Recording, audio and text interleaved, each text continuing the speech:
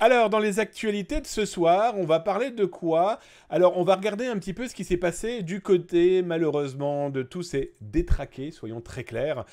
Détraqués qui ont un intérêt assez particulier et plus que malsain, ça c'est même pas la peine de le dire, autour, eh bien, de documents liés à la pédopornographie. C'est complètement fou, mais ce qui est intéressant, c'est de voir que les autorités ne lâchent pas l'affaire, qu'il existe des équipes, des sections uniquement spécialisées dans faire taire et arrêter ces espèces d'enfoirés, pardon du gros mot, mais je n'aurais pas d'autre chose à dire de ces gens-là, et surtout de pouvoir protéger tous nos gamins, pouvant être clairement ciblés par ces dangereux criminels. Et ce qui est intéressant, c'est que depuis le août 2022, la police polonaise, alors vous m'excuserez, mais je n'irai pas donner son nom avec l'accent, mais ça donne un truc comme Central Bureau Skandinavia Cyberszkolci, bref, bureau central polonais de la cybersécurité. C'est quoi?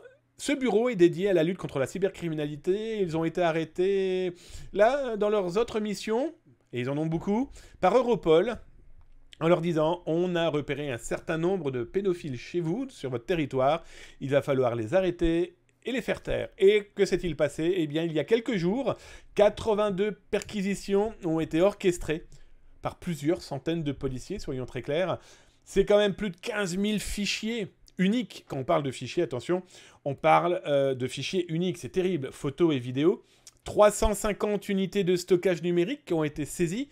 Et c'est plus de 44 suspects arrêtés, de 18 à 66 ans.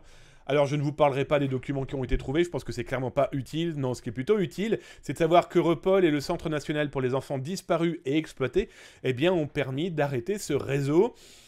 Voilà, ça fait du bien de savoir que ça travaille, ça bosse énormément. Donc là, je vais vous montrer quelques photos qui ont été diffusées par Europol, où on se retrouve avec les autorités, se retrouver à travailler d'entrée de jeu avant d'éteindre potentiellement les machines, en tout cas de faire la moindre saisie.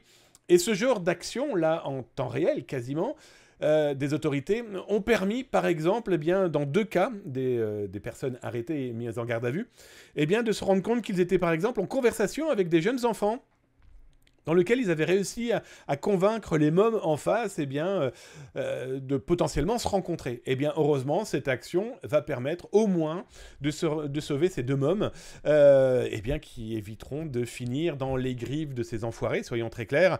Et donc, bah voilà, on dit tout le temps et on lit souvent, mais que font les autorités? Eh bien, comme vous pouvez le voir, elles bossent.